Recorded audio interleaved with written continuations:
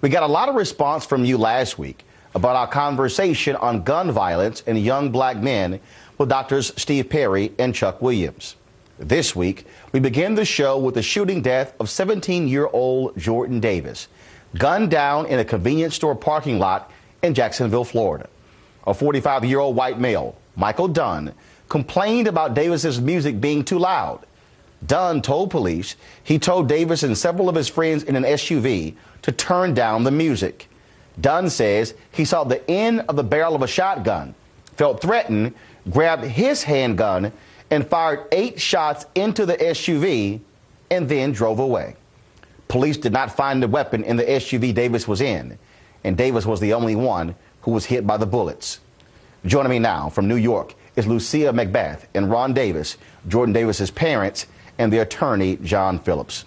Well, first of all, I want to extend our condolences. I mean, this is certainly a tragic, tragic story, and for you to lose your only child certainly has to be extremely difficult.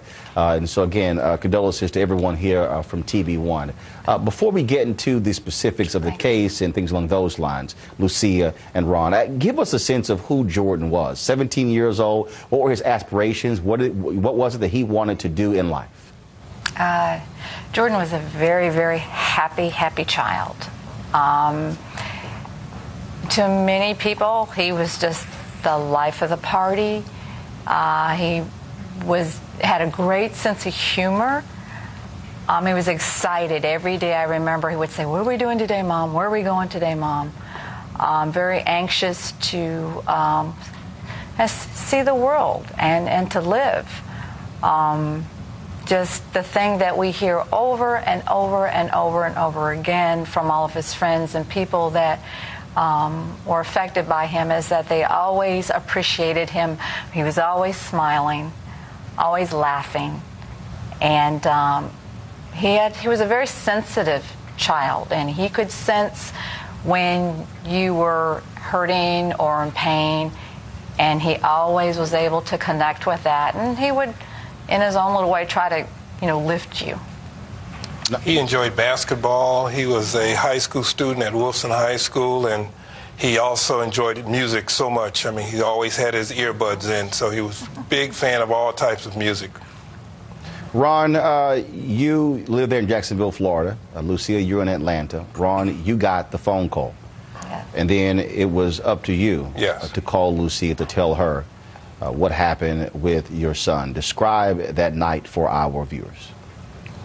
When I got the phone call from a friend to come to the hospital that Jordan had been shot, I had the longest, most excruciating drive of my life, my entire life, because knowing at that time you didn't know whether he was alive or dead, and you just pray as you're driving, and you pray that you don't hit anybody on the road because you're crying and you're driving to the hospital, and you get to the hospital and it takes them over an hour to let me know anything about my son, because the HIPAA law is there. They have to make sure you're the father, and they didn't have any ID on Jordan. And so once I proved that I was Jordan's father, and they had the doctor come in, and when the doctor walked into the room to tell me about Jordan, he was followed by a chaplain and 2 officers, and my heart sank.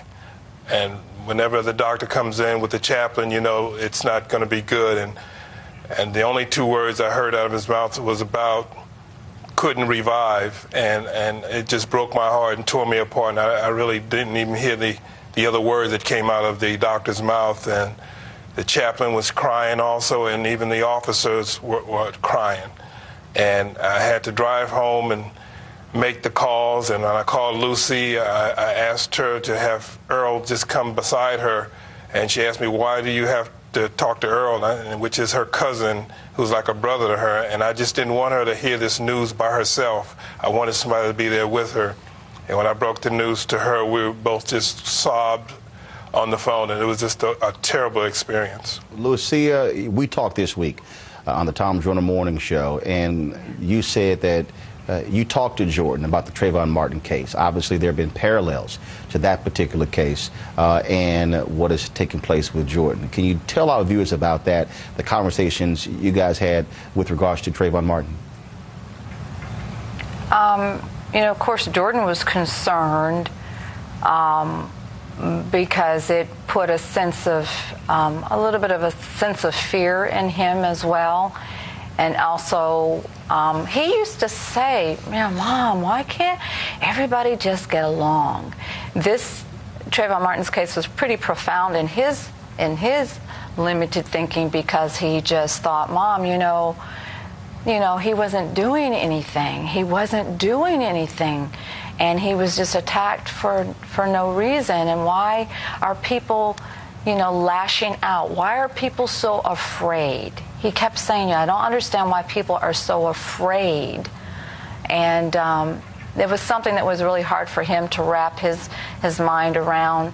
That's why I reiterated to him again, Jordan, you just always have to be aware, where you are, what you're doing. Don't live in fear, but you still have to be aware of your surroundings. And that's just basically what we would talk about. John, you're an attorney for the family, and obviously the shooter, he has not invoked the stand your ground defense. That could come later. What exactly are you and the family doing right now to even counter that, to fight that, and to fight this case? Right now, the arraignment is Monday, and yesterday the state, through a grand jury, got capital murder charges, premeditated murder, as well as attempted murder of the other 3 individuals. And so it's kind of a monitoring stage. Basically what I do is I'm there for the family to make sure everybody's taking care of Jordan and Jordan's legacy. But also I'm a wrongful death attorney, and there's never been, I've practiced for over a decade, there's never been a more wrongful death than this. And if society doesn't learn that this isn't a black-white thing anymore, this is the nature of where we are as a civilized or uncivilized society, and it's making sure that the family's taken care of from all sides, civil, criminal, and elsewhere. Ron and Lucia, final questions for you. Look, I've pulled into a gas station, I pull into a convenience store, and I've heard loud music playing, and if it's rap music and folks are cussing and stuff along those lines, and I have my nieces and nephews in the car, obviously I want to roll the windows up, I don't want to hear it, but what would you say to this man who got so ticked off because of loud music that he decided to go after them and then pull a gun out and fire 8 shots into a vehicle and then drive off and later say he didn't think anybody was hurt? What would you say to him? I would say that as you are now, you need to be in a controlled environment, because obviously you want to control your environment. And for you to not, as you say, pull off, you're at the gas station, roll your windows up. I think that you are so bold is because you do have a concealed weapon, and you feel that when you have a concealed weapon and you have the stand your ground statues in Florida behind you, that people need to do what you want them to do. They need to move when you say move, because you have a concealed weapon and you have the law you think is behind you, which it isn't in this case.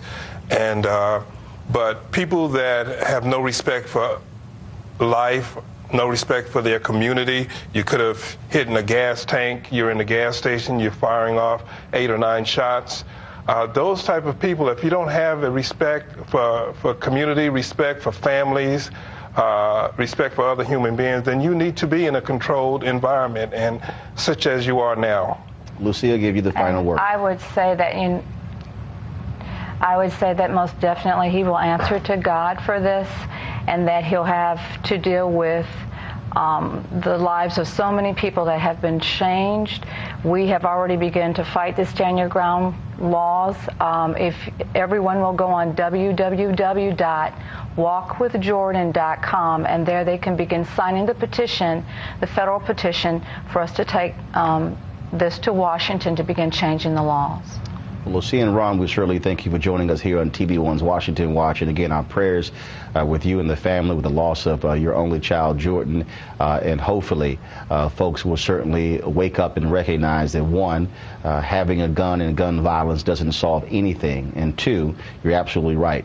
Stand your ground laws should be changed because folks should not be empowered to do the kind of things that we saw take place in this case. Thank you so very much for joining us. Thank you. Thank you. Let us pray for the families of the victims at Sandy Hook Elementary School.